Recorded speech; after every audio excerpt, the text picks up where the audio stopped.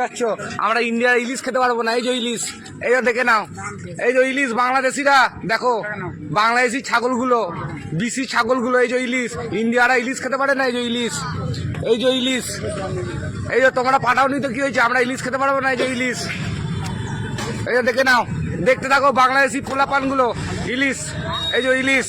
তোমরা ইলিশ খাও খালি, আর আমাদের তোমরা ইলিশ খাবে। আর আমাদের পমপ্লেট দেখো, 150 গ্রাম সাইজের পমপ্লেট তোমরা পাবে না। তোমরা পমপ্লেট খেতে পারো? এই যে 100 গ্রাম সাইজের পাবদা তোমরা খেতে পারো?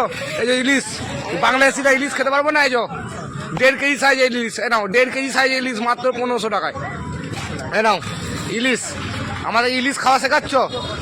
তোমাদের খালি এক জায়গায় ইলিশ হয়। দেখো ইলিশ, এই দেখো ইলিশ, দেখো এই পমপ্লেট বড়, এত বড় পমপ্লেট পাও।